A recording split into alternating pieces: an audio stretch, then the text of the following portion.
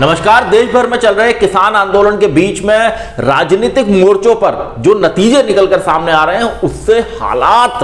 बड़े असमंजस वाले बनते हैं। जैसे गुजरात में नगर निगम के चुनाव हुए और अभी स्थानीय निकाय के चुनाव के नतीजे आए हैं। इन दोनों ही नतीजों में कांग्रेस की बुरी हार हुई है, जबकि भारतीय जनता पार्टी को अच्छी खासी जीत मिली है। तो पहला सवाल यह खड़ा होता है कि क्या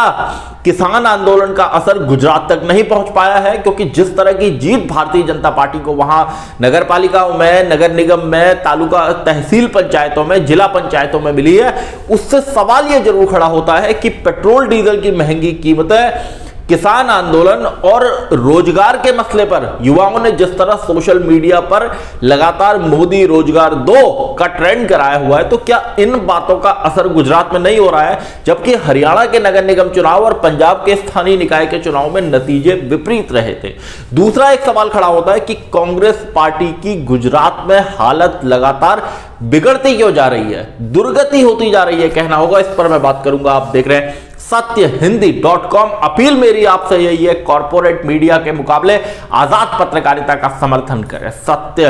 हिंदी की सदस्यता योजना में शामिल हो। आर्थिक भुगतान का लिंक हमने डिस्क्रिप्शन में दिया हुआ। बात हो रही है गुजरात के निकाय चुनाव के नतीजों की, उसके साथ ही इस बात की भी कि पेट्रोल 100 रुपए के पार है, डीजल की कीमतें लगातार बढ़ रही हैं। मोदी रोजगार 2 का जो ट्रेंड है वो आप लगातार सोशल मीडिया पर, ट्विटर पर, फेसबुक पर, व्हाट्सएप पर भी लगातार इससे जुड़े मैसेज शेयर हो रहे हैं। लेकिन क्या इनका जो असर है वो गुजरात के निकाय चुनाव गुजरात में नहीं हो रहा, क्योंकि निकाय और नगर निगम के जो वहां नतीजे हैं वो पूरी तरह भारतीय जनता पार्टी के पक्ष में, जबकि हरियाणा का जो नगर निगम का चुनाव था वहां पर बीजेपी जेजेपी का जो गठबंधन अभी सत्ता में है उसका प्रदर्शन खराब रहा था। और पंजाब के अंदर तो बीजेपी उन इलाकों में भी साफ हो गई थी जिन इलाकों में कभी वो ठीक ठाक परफॉर्म किया करती थी। तो तब यह माना गया था कि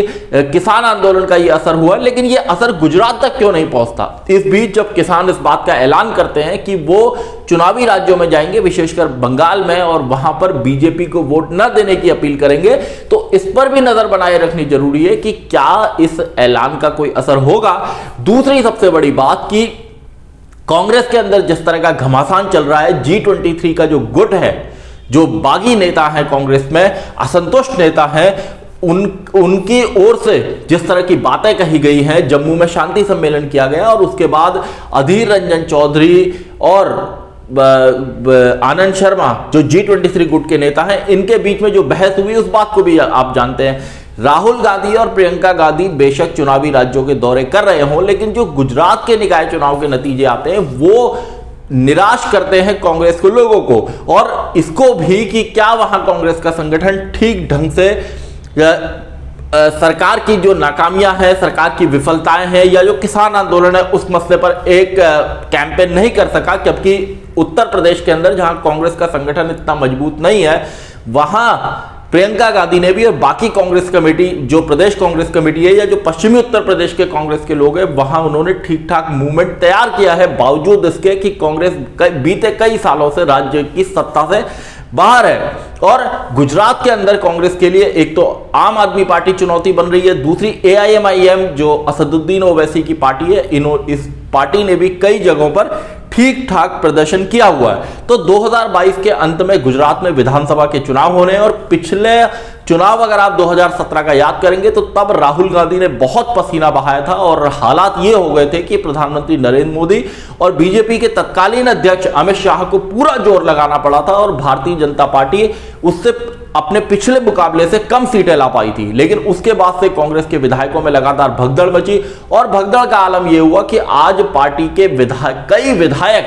बीजेपी में शामिल हो चुके हैं, और ऐसा केवल गुजरात में नहीं कई और राज्यों में भी देखने को मिला है। हाल में हमने पुडुचेरी में देखा, जहां पार्टी के कई विधायकों ने पार्टी का दामन छोड़ा और बीजेपी के साथ चले गए, और वहां उनकी सरकार गिर गई। मध्य प्रदेश और कर्नाटक, अरुणाचल, उत्तराखंड में हम इस तरह के घटनाक्रम गोवा में देख चुके हैं।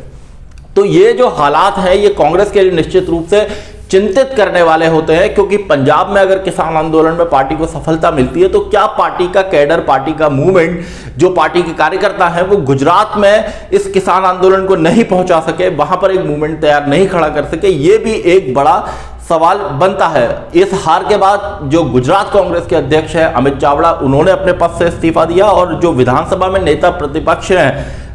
परेश धनानी, उन्होंने भी अपने पद से इस्तीफा दे दिया। अब माना जा रहा है कि हार्दिक पटेल जो पटेल आरक्षण आंदोलन से निकलकर आए, वो गुजरात कांग्रेस के कार्यकारी अध्यक्ष हैं। हो सकता है कि पार्टी एक युवा चेहरे के तौर पर उन्हें जिम्मेदारी सौंप दे, लेकिन किसान आंदोलन के बीच में जिस तरह कांग्रेस ने लगातार माहौल बनाने का काम किया है, राहुल गांधी, प्रियंका गांधी ने किसान महापंचायतें कर लोगों के बीच में जाकर एक चुनावी माहौल क्रिएट करने का काम किया, उस सब के बीच में अगर गुजरात से इस तरह के नतीजे आते हैं तो ये माना जाना चाहिए कि गुजरात में एक तो किसान आंदोलन का वैसा असर नहीं दिखाई दिया, दूसरा जैसा मैंने कहा कि पेट्रोल डीजल की बड़ी कीमतें हो या युवाओं का जो रोजगार को लेकर युवा अपनी बात रख रहे हैं उसका जो मसला है वो भी यहां पर प्रभावी नहीं हुआ। तो क्यों नहीं हुआ, ये एक सबसे बड़ा सवाल है, क्योंकि जब पेट्रोल लगातार 100 के पार हो तो इतने अहम मसले पर जो एक आम आदमी की जेब से जुड़ा हुआ मसला है उसका असर क्या गुजरात में नहीं हो रहा है, या भारतीय जनता पार्टी की गुजरात में पकड़ इतनी मजबूत है कि वहां पर लोग उस पर ही भरोसा करते हैं, जैसे प्रधानमंत्री नरेंद्र मोदी ने कल अपने एक ट्वीट में कहा है। तो इस सब के बीच में कांग्रेस के अंदर जो G23 लीडर्स का घमासान है, इस घमासान को भी कांग्रेस आला कमान को के लिए एक चुनौती की तरह है, क्योंकि जब 5 राज्यों में चुनावी तारीखों का ऐलान हो चुका है, पार्टी वहां चुनाव लड़ने जा रही है, और ऐसे में अगर पार्टी के नेता आमने सामने भिड़ते हैं, खुलकर एक दूसरे के सामने आते हैं, तो निश्चित रूप से सियासी हालात मुश्किल होते हैं। लेकिन अहम सवाल वही खड़ा होता है कि क्या महंगे पेट्रोल डीजल, किसान जो इतने 100 दिनों से यहां दिल्ली के बॉर्डर्स पर धरने पर बैठे हैं, या युवाओं के जो रोजगार का मसला है वो क्या कुछ राज्यों में प्रभावी तौर पर नहीं, वहां के लिए मुद्दा नहीं है, क्योंकि गुजरात के निकाय और नगर निगम के नतीजे इस ओर संकेत करते हैं। तो G23 यानी कि कांग्रेस के बागी नेताओं का आगे क्या रुख रहता है इस पर, किसान आंदोलन का क्या रुख रहता है इस पर, और तमाम चुनावी चर्चाओं पर मेरी आपसे आगे भी बातचीत होती रहेगी। धन्यवाद।